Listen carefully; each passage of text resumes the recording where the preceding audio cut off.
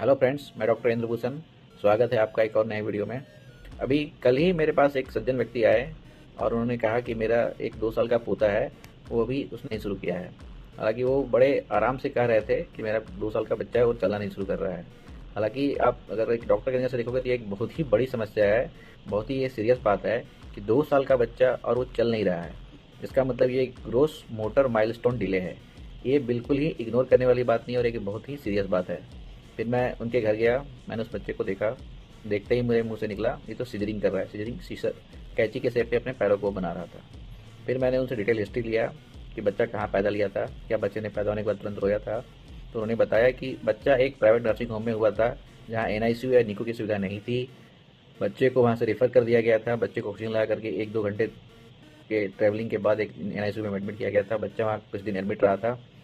5-6 दिनों के बाद बच्चे को वहाँ से डिस्चार्ज किया गया था। फिर मैं इस सारी चीज़ों को देखा, मैंने बच्चे को एग्जामिन किया, उसके दोनों पैरों के टोन बढ़े हुए थे। मैं इस कंक्लूजन पे आया कि ये स्पास्टिक डायप्लेजिया, जो एक सेरेब्रल पाल्सी एक टाइप है, ये वो है। तो आप सब पूछेंगे कि ये सेरेब्रल पाल्सी होता क्या है।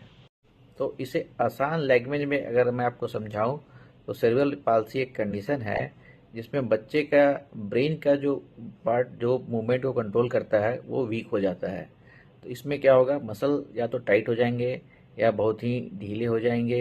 बच्चा लेट बैठता है या चलता है। ये प्रॉब्लम कब हो सकती है, तो प्रेगनेंसी के टाइम में हो सकती है, डिलीवरी के टाइम में हो सकती है, या बर्थ के बाद बच्चे का जो ब्रेन को ऑक्सीजन चाहिए, अगर उसके सप्लाई में कमी आ गई, बच्चा देर से रोया, ये सारी चीज़ें हुई तो हो सकती है। तो इसमें आप क्या कर सकते हैं, अगर सेरेब्रल पाल्सी डायग्नोस हो जाती है तो बच्चे को तुरंत फिजियोथेरेपी, ऑक्यूपेशनल थेरेपी ये करवाने के लिए जाएं।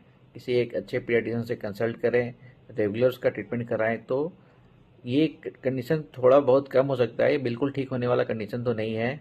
लेकिन अगर स्पास्टिक डायप्लेजिया है तो it has a good prognosis. इसमें अपर लिम्ब का मूवमेंट और एक्टिविटी करीब करीब ठीक रहता है, लोअर लिम्ब में प्रॉब्लम रहती है। तो वो फिजियोथेरेपी करने और कांस्टेंट मेहनत करने से उसमें टोन थोड़ा कम हो जाता है। बच्चा फिर अपने पैरों पे खड़ा हो सकता है, थोड़ा बहुत चल भी सकता है।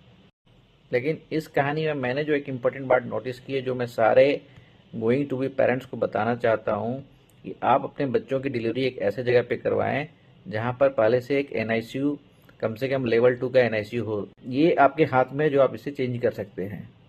ठीक है। और ऐसे ही पेरेंटल टिप्स के लिए मेरे चैनल को लाइक एंड सब्सक्राइब भी करें और फॉलो भी करें। थैंक यू, मिलते हैं अगले वीडियो में। बाय।